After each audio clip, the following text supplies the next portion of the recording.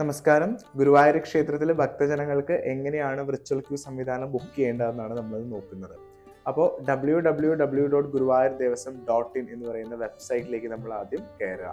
അത് ജസ്റ്റ് ഒന്ന് ടൈപ്പ് ചെയ്ത് കൊടുത്തു കഴിഞ്ഞാൽ നമുക്ക് ആ വെബ്സൈറ്റിൽ കയറാൻ സാധിക്കും.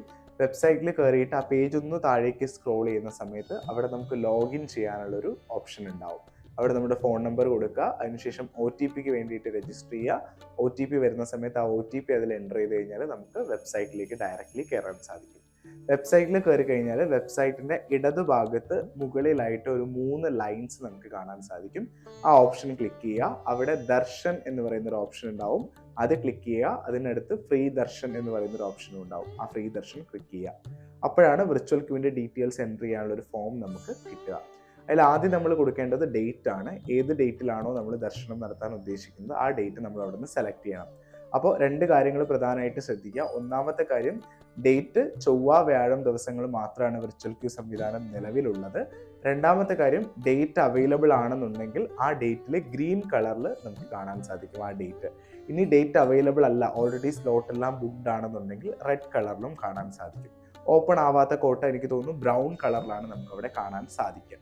അപ്പോൾ ഗ്രീൻ കളറാണ്, അതായത് നമുക്ക് ആ സ്ലോട്ട് അവൈലബിൾ ആണ്, ഗ്രീൻ കളർ ആണെങ്കിൽ മാത്രമേ നമുക്ക് ബുക്ക് ചെയ്യാനായിട്ട് സാധിക്കുള്ളൂ.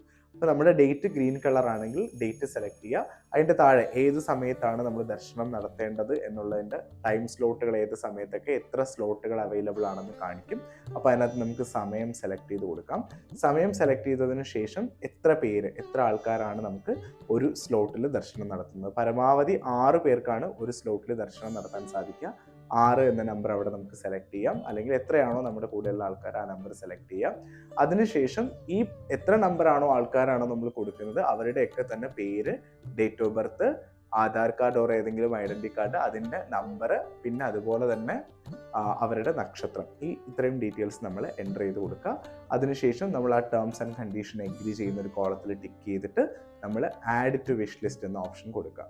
ദെൻ നമ്മൾ ഡയറക്റ്റ്ലി വിഷ് ലിസ്റ്റിൻ്റെ പേജിലേക്കായിരിക്കും പോവുക. വിഷ് ലിസ്റ്റിൻ്റെ പേജിലേക്ക് പോയില്ലെങ്കിൽ വീണ്ടും ഈ 3 ലൈൻസിൽ ക്ലിക്ക് ചെയ്യുക, ദർശൻ ഫ്രീ ദർശൻ ക്ലിക്ക് ചെയ്യുക. ആ ഓപ്പൺ ആയി വരുന്ന വിൻഡോയുടെ താഴേക്ക് പോകുമ്പോൾ നമുക്ക് നമ്മുടെ വിഷ് ലിസ്റ്റ് കാണാൻ സാധിക്കും. അത് പ്രൊസീഡ് ചെയ്തിട്ട് നമുക്ക് എന്ത് ചെയ്യാം, ബുക്കിംഗ് കംപ്ലീറ്റ് ചെയ്യാം.